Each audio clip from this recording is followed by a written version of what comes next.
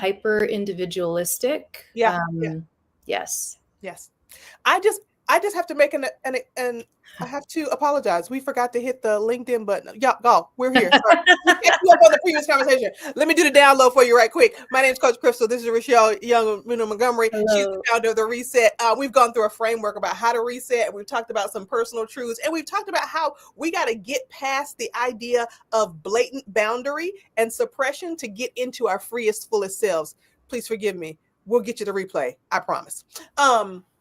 So, Rochelle, with that in mind, I'm thinking about all the ways and all the pieces of ourselves, right, that get kind of fragmented off or supposedly refined through the idea of growing up, right, rather than growing into, right, and how good we get at being the executive or the adult or the parent or the woman, but none of those curiosities, they all kind of stop. I was really thinking about this the other day, and I think you can give me some insight on this. I was thinking about how we enter conversations, relationships, work collaborations with people, and we often know them, but we don't understand them. But once we get to the level of understanding them, rather than being curious about developing new ways to be with them, we start to manage them. Right. We say, well, don't say that to them because they're going to get upset, or like, wait and tell them later, or, let's work through this a little bit more before we bring so-and-so in, right? We do these things where once we think we have an understanding of how or who someone is, how they display themselves, we start managing that rather than actually understanding a new way of being together. Like, what's your thought?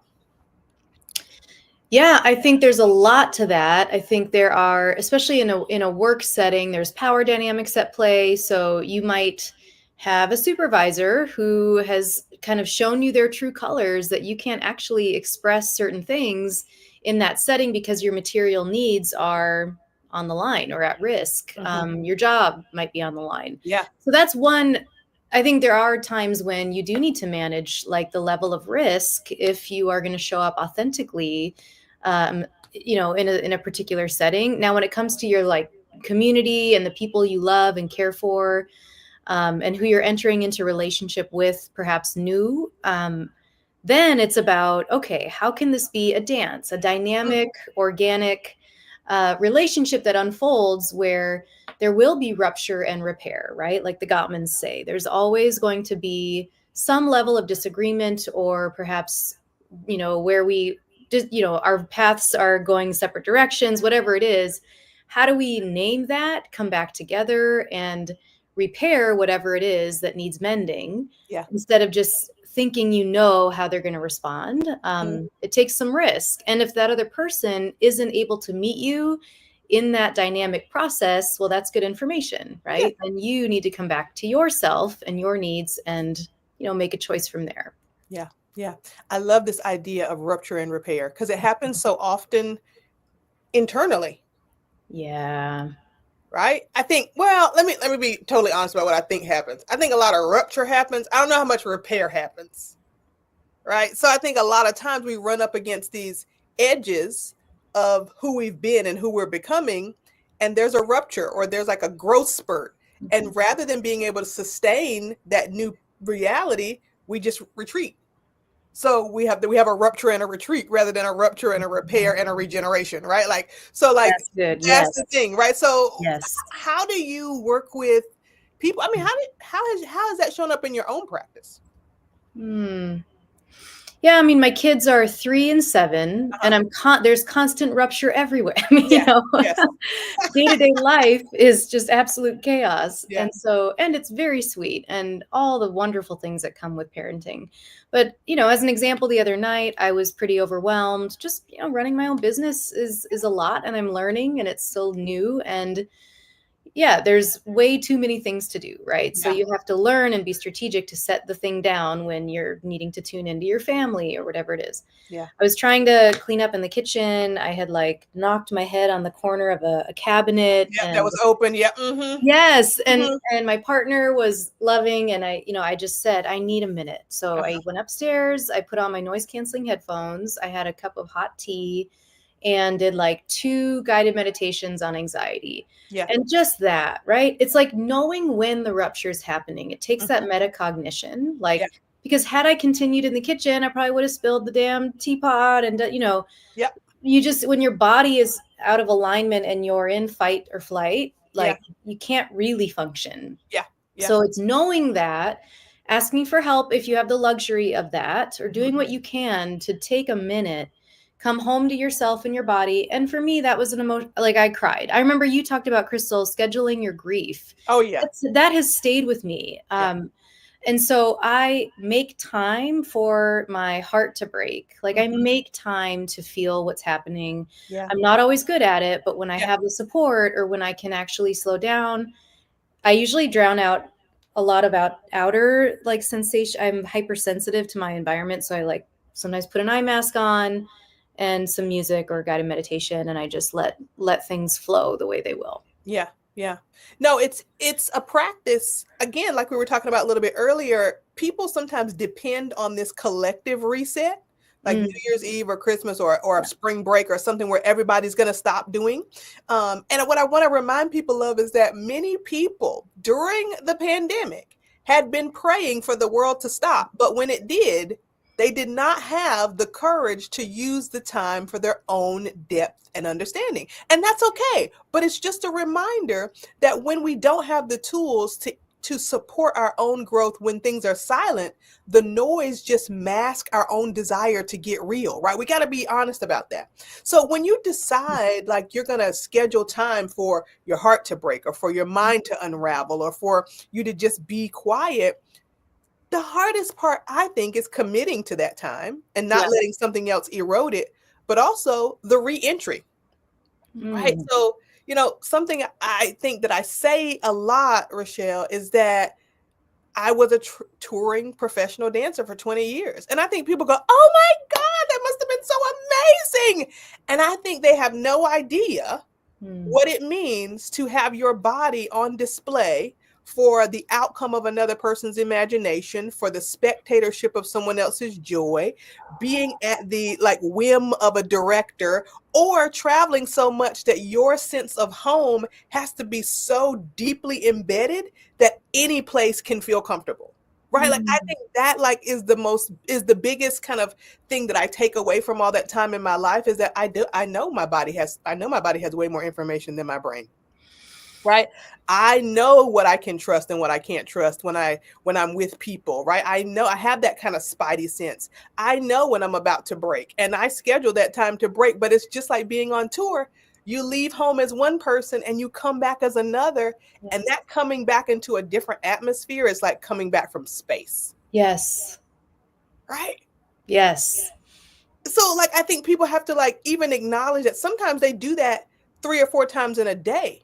You change who you are when you leave the house and go to work, and you come back as somebody different, and the people around you have changed a little bit too, but we're not acknowledging those millimeter shifts, those micro changes, those that soaking up of different experiences that makes us different people. So having the time to talk about how I'm different today, people aren't giving themselves that luxury or that time. This is why I love you. Yes. This reset is so important. Yes. I mean, yes. We're asking women to come to Philadelphia next month in March, right, for this 3V conference. And the objection is, oh my God, Crystal, is during the week. We know. Because what's been happening is that women take their weekend to do their professional development, their spiritual development, their personal time. We don't want you to take a weekend. We want you to take some of that PTO that you've been banking up for emergencies. This is an emergency. Yeah. That's right. Land on Sunday and let us take care of you for a couple days. Let us help you do what Rochelle is saying about waking up in the morning, having a somatic practice led by someone who cares about not just what you look like, but who you are. Then come to a working keynote. Then let us feed you some breakfast, a little lunch, and then do a little, let this work on you so that those other 2 days of the week after you get back home, maybe you practice integrating that into your regular life rather than waiting till the time is right. Yeah. Yeah. There never will be good time Never. for this work. And a lot of times when we slow down enough to sense into what's alive for us, there's some pain Mhm. there. It is a conscious choice to lean into those, like the dark, kind of some of the darkness and Yeah. the hard edges of life, but you're in community. I mean, that's the thing. And why these experiences and why V3 will be so powerful. You're not only doing it, with folks in the room, but afterwards you're holding on to these relationships. And Crystal, like that's how you and I had met, was in Yeah. that kind of setting, but then stayed connected to continue, cheering each other on and doing this work in the long run. So it Yes. isn't just about the thing itself. It's you get resourced to go back out into the world, to go back to a life that you love, right? Build the Yeah. life you want and love. Don't build a Yes. life you want to escape. Mhm. Like we go into retreat and we are with community so we can reset and like emerge, right? Yeah. Return to life. Yes. Yeah, resourced. Yeah, that's good. I love that. Leaving resourced, because that's what it Yeah. is. Right? Like, and let's just be honest, like, Rochelle, you have 2 kids. I'm a parent Yeah. who's single. You own a business. I own a business. I have a full-time job. I own a dance company. Like, we have so many things that are happening for women who are high functioning and deep feeling in Yes, a world like ours. Friendships do not get built on the playground. that's right. Like, it has to be like respect, and it has to be awe, and it has to be intention, right? And so we were just talking before we went live, y'all, of like, oh, I'm so glad I get to talk to you, but like, it's also a blessing and a curse that I get to talk to you for work, but like, I do get to talk to you for work. Like if Yeah. not, like, how else would we make it happen, right? The scheduling of all of these things has to align with so many other factors of our personalities. So leaving a space resourced with relationship Yeah. is the most valuable thing, because now we're committed to doing something together, not just for each other, Mm, because we're good at responsibility, that's right. right? Exactly. We're Yeah. not that great at relationship as people, right? Mm, And that's where the real growth and magic happens. yep. Yep. 100%, because you can witness someone's rupture in real time, right? You can, and be witness to Mm-hmm. someone's, right? It's a reciprocity we don't get in day-to-day life, and Yeah. with the pace of life, Mm. um, as it is, Yeah. and secondary trauma Yep. every single day on our news feeds and social media, and right, depending on your lived experience, your identities, your very livelihood, right, is at stake here, your life. So we need each other. We need to come together. I think it's not just about resetting your energy, but it's also about like bolstering your courage and Yeah. getting clear on your vision, because the vision changes with changing times, Yeah. right? Yeah. And the vision that I had set in your workshop years ago in Jamaica, um, for the most part, has stayed true. And there are pieces of it that are evolving that I can look Mm-hmm. back on. And you talk about having a partner in believing, Yes. having this idea of an accountability partner, someone that you can connect with, who is on your same kind of wavelength Mm-hmm. and is vibing with your dreams. And Yes. out here on these platforms, like there's a level of superficial sort of celebrating a new job, celebrating this or that, Yeah. comparison. Like it's not real. It's No. not. Yeah. But when you have a partner in believing who's had a shared experience and gone in the trenches with you Mhm. in a communal, you have us dance, Crystal, and Yeah. we get up and dance. We shake our booties, we move our bodies, we drop into our hearts. Yeah. You had people like cry. I mean, it is magic and life changing, and I think we build courage and we build resource as a Yeah. result of it. Yeah. It's also one of those things where transformation really happens when we're able to stop being so committed to our boundaries Mm, and create and let them kind of transform into borders. Like, I'll let you cross my border if I know I've stamped your partner in believing passport. Like I know you know what's on the other side here. Like, I know you're interested, right? Like, you're not just, a flamboyant tourist. Like, you want to come yeah. in and see the whole picture, right? And so I think you're right. This idea that sometimes we are on these platforms, or we see mostly on these platforms, displays of someone else's success, Little do we know that this person is probably a prisoner of their own success and would rather be doing something else, right? But we're not open to even that iteration of them coming to the forefront because we're so busy celebrating. Listen, I'm going to just say this publicly. Thank you to everybody on LinkedIn who celebrated my 17-year work anniversary at Middlebury College, and that I'm a full professor, and it's the first African American female, but I'm done. I mean, I love the kids, but like everybody knows, like what I would love to do is be in the world teaching, speaking, traveling, writing, and exposing people to authentic freedom. And I can do that in the classroom. I've been doing it, but there's more, right? And so I am grateful and I still want more. Right. And Yes. so that more is really more of what this gift in me can be beyond this classroom experience for emerging human beings, right? There are people out there that you're talking to, Rochelle, that you're helping to support, that need a space to fall apart and rebuild. Yes. Right. That's right. And that's the work at this point, because if we continue to hold people to who they've been, we're actually telling them that we don't trust them to be who they really are. That's And right. that reflection of mistrust just becomes deeply embedded into like a complacency, and people feel more afraid to be who they are in front of us. That's right. Yeah. Yeah. Yeah. So I What, want to say that because I think sometimes you might want to ask a question before you celebrate somebody. Just because, like, is this really what you would love? Like, you're not trying to throw salt in the game, but like, if Rochelle, like, if I see something post, I'm like, hey, how's that going? Not like, woohoo, like immediately, because, right? yeah, we just see, yeah, and I think these platforms are set up to have a level of comparison and keep us hooked, right? It's set up to keep us hooked, and it's not beneficial for real connection. Mm-hmm. Yeah, and I wanted to ask you a question, Yeah. Crystal. Like, when have you felt like someone really saw you and that you Mm. felt safe enough to say, you know what, I am grateful, but I want more? Like, what were the characteristics of that relationship? Mm. I recently have been mourning a situation where I felt seen, but then a flaw in my own personhood kind of shut that down.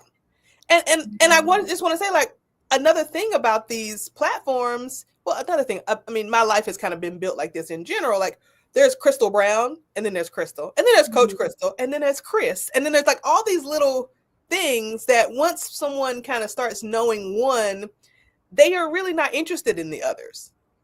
Yeah, Right? yeah, Maybe that's not totally fair to people to say, for me to say it that clear cut, but also like the flaws are still part of the person. that's right. Right. So my new mantra for 2025 is flawed and fabulous. Like, we might get some t-shirts. Like, that's what it is.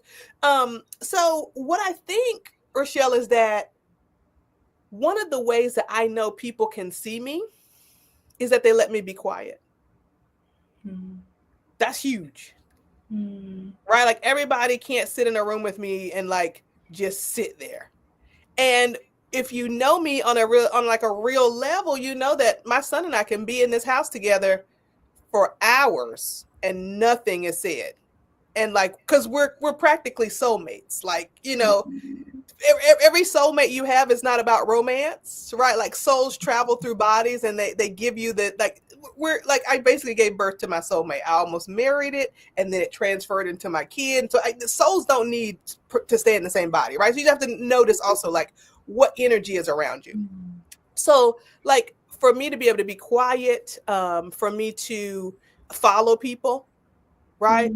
Like, I think that's something that people don't necessarily notice. If I'm around you and I'm not thinking, or like you're like, we're going here, and I have no questions, concerns, objections, interpretations, I'm just, right? Like, that is so huge.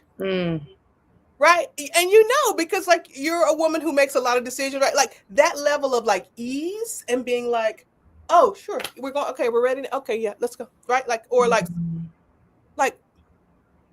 right. So that's how, when I feel seen, I feel seen when people are comfortable enough with me to make decisions on my behalf, right? And it's not big like, where we're going to put the 401k money. It's like, we're going to eat. Yeah. Great. Yeah. Right. Right. Like friendships where like I don't have to, I got oh my God, I was in tears before I talked to you earlier today. I picked up my phone and there was a voice note from a friend who I haven't heard from. I haven't heard her voice in years. And it just brought me to tears that my heart was placed on her mind. Right? Like, woo, like blew me away. Right? But she sees me. Right?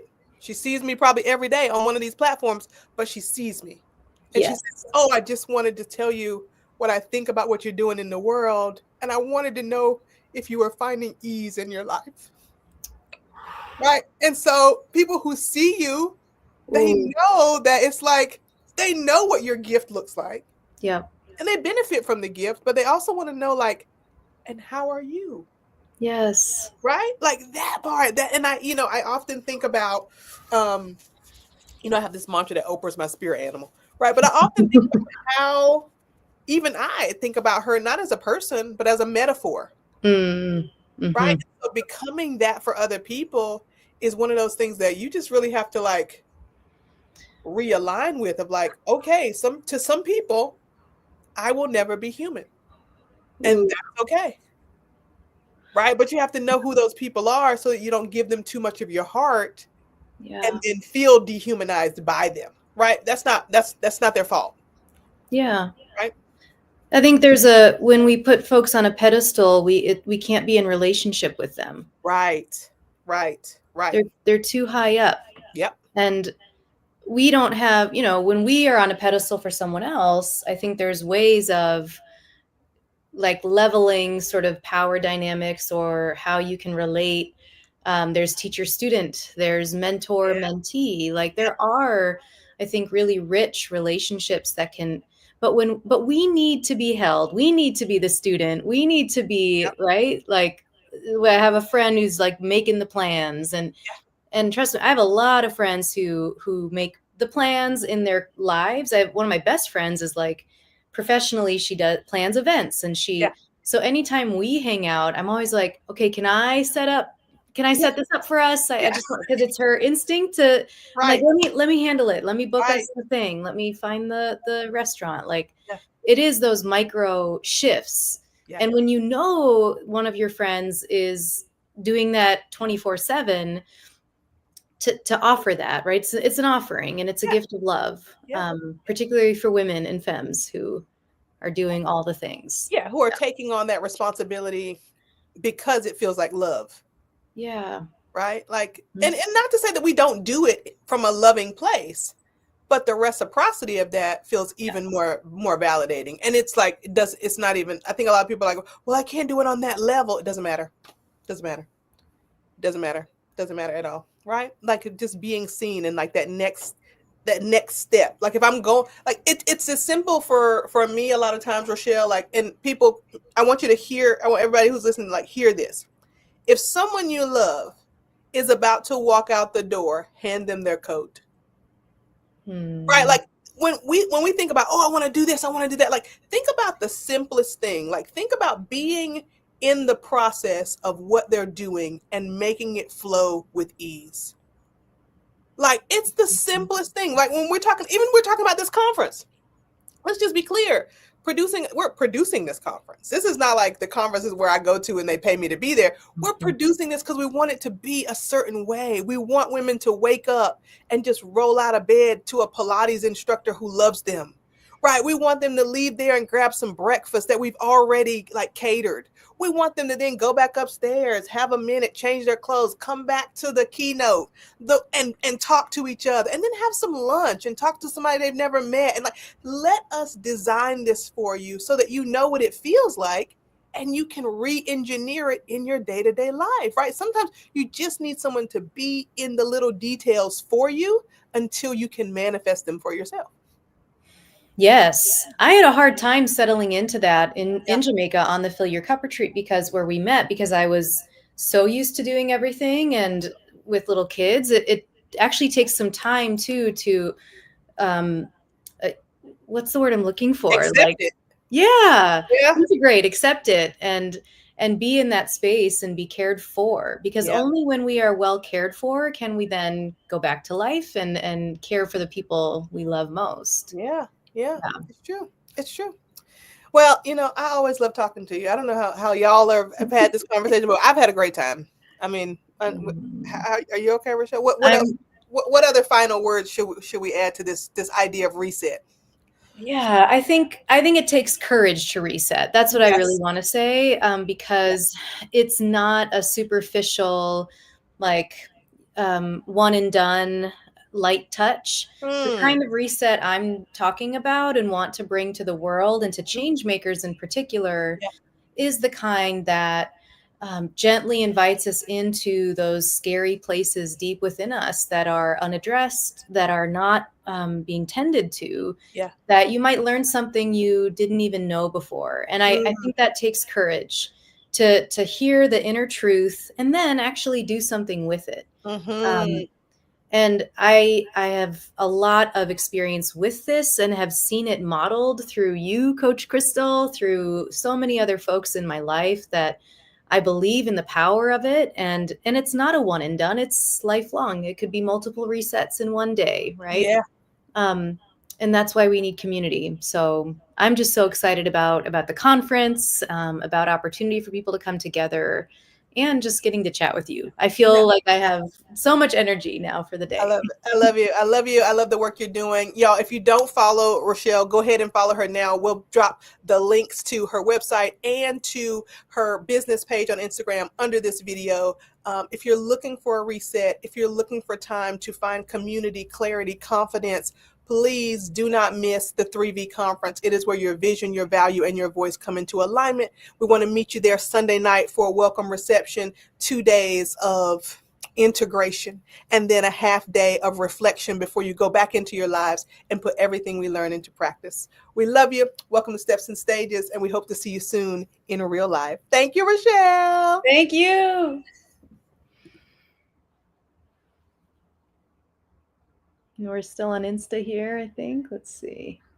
Thank you, everybody on Instagram.